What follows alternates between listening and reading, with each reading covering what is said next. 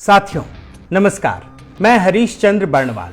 दोस्तों, इस समय जब कोरोना महामारी ने पूरी दुनिया को जकड़ लिया है तो एक सवाल उठ रहा है कि अगर मनमोहन सिंह इस देश के प्रधानमंत्री इस समय होते तो भारत की क्या स्थिति होती। इसी विषय पर मैंने काफ़ी रिसर्च करने की कोशिश की। मैंने वीडियो खंगाले, उन आंकड़ों को खंगाला और ये परखने की कोशिश की कि आज अगर मनमोहन सिंह होते तो क्या भारत बेहतर स्थिति में होता। मैं अभी आपके सामने कुछ ग्राफिक्स वीडियो के जरिए ये बताने की कोशिश करूंगा।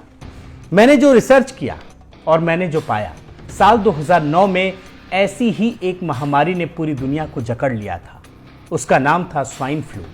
स्वाइन फ्लू से भारत ही नहीं, पूरी दुनिया का कोई भी देश अछूता नहीं था।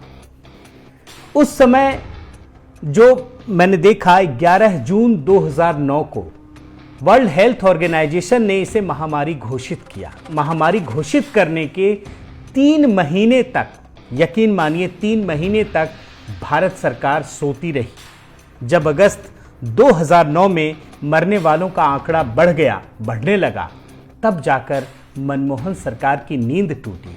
आप ये पहले 2 वीडियो देखिए। I have therefore decided to raise the level of influenza pandemic alert from phase 5 to phase 6. The world is now at the start of the 2009 influenza pandemic.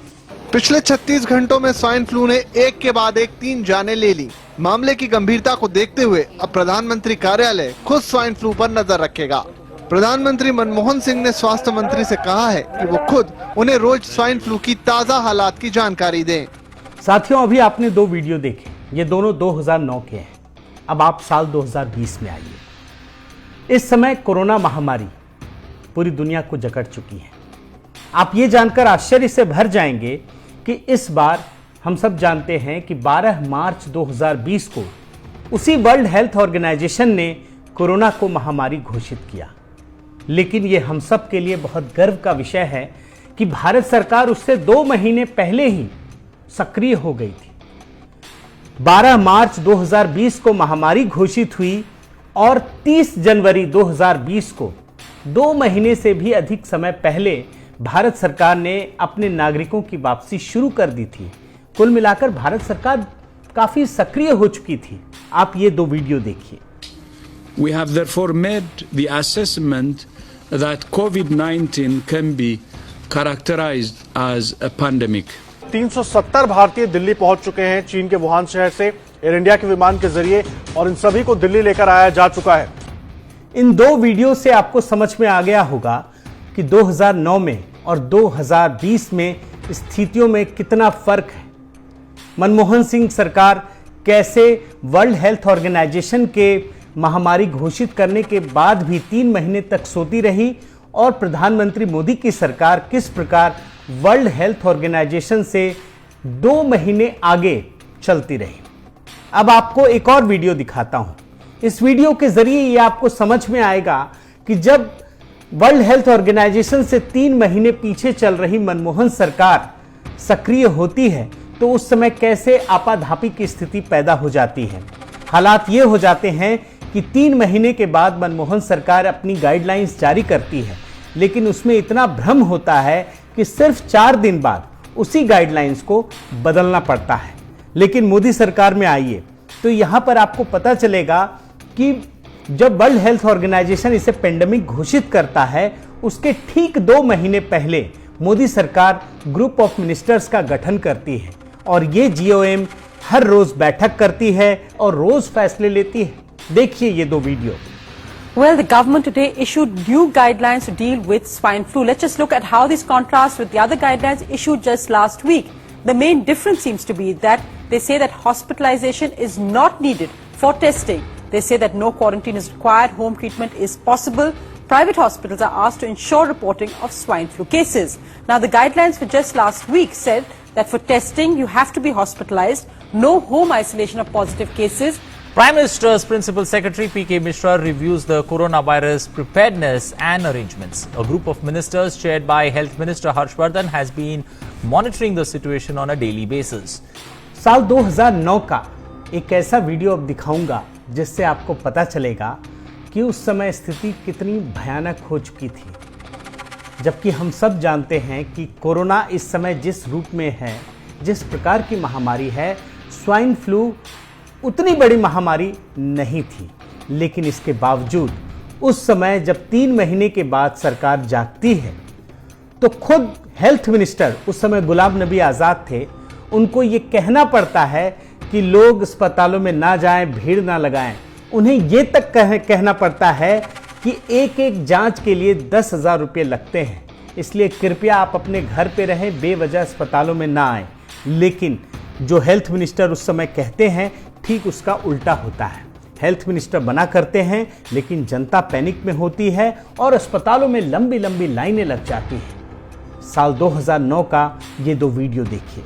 उसमें एक टेस्ट करने को 10,000 रुपए लगे। तो जहां मैं एडवाइज करूंगा टेस्ट करें, वहां ये भी साथ बताना चाहूंगा कि हर खांसी जुकाम वाला टेस्ट करने में मत भागे, क्योंकि फिर न इतनी कैपेसिटी है, फिर असली जो बीमार होगा वो बाहर रहेगा और खांसी जुकाम वाला टेस्ट के लिए भागेगा। अस्पतालों के बाहर स्वाइन फ्लू की दहशत के मारे लोगों की लंबी लंबी कतारें लगी हैं।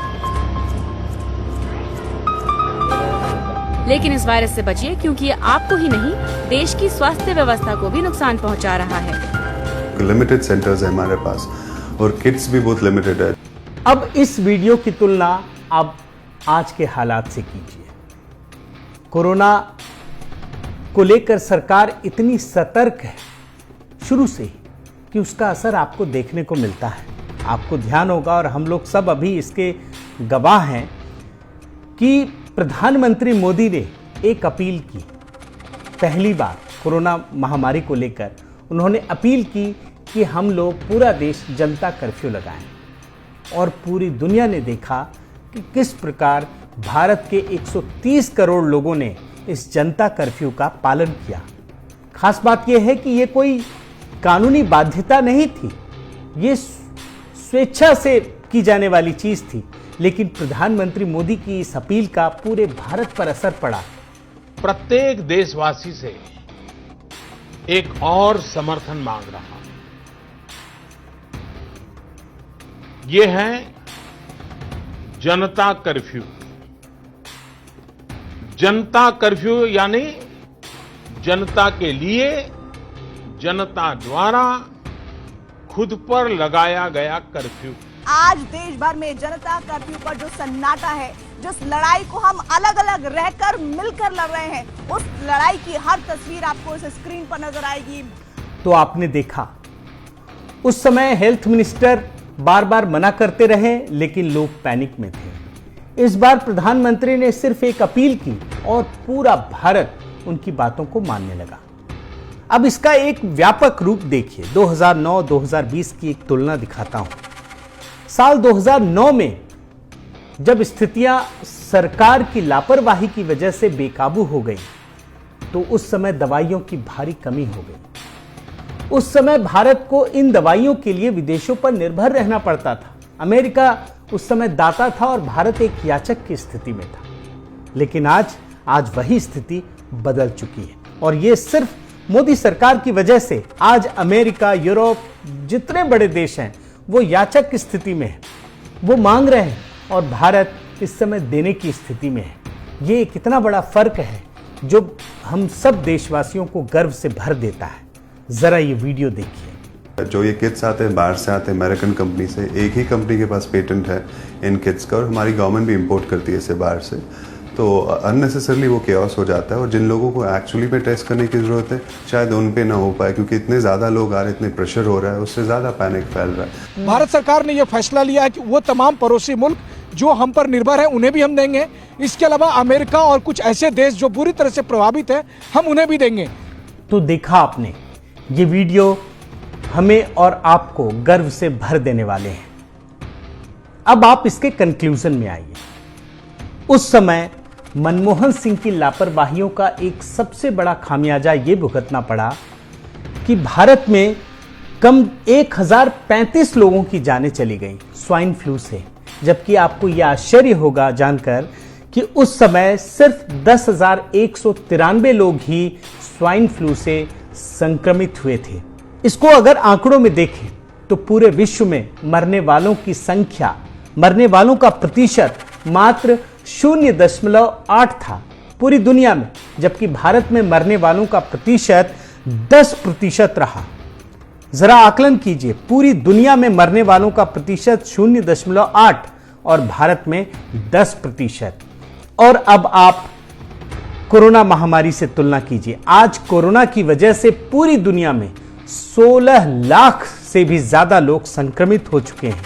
पूरी दुनिया में 1 लाख के करीब लोग मारे जा चुके हैं, लेकिन भारत में सिर्फ चंद हजार लोग ही संक्रमित हुए हैं और 200 के करीब लोग मारे गए हैं। साथियों, कुल मिलाकर कहने का आशय यह है कि मनमोहन सिंह सरकार की तुलना मोदी सरकार से करना पूरी तरह से बेमानी है। वो सरकार लापरवाहियों से भरी हुई थी। अगर उन दिनों की घटनाओं को देखें तो आप यकीन मानिए कि आज पूरे देश में हाहाकार जैसी स्थिति होती।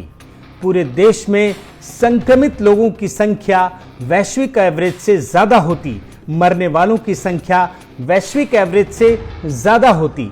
ये सिर्फ इस वजह से कह रहा हूं क्योंकि पुरानी घटनाओं में एक सिलसिलेवार ढंग से लापरवाहियां दिखती हैं, कोई जिम्मेदारी लेने को तैयार नहीं।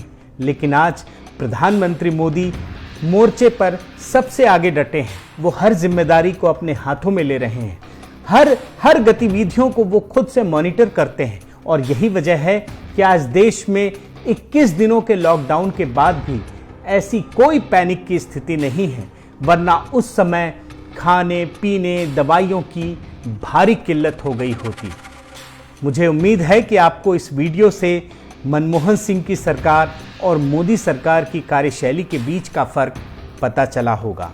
बहुत बहुत धन्यवाद।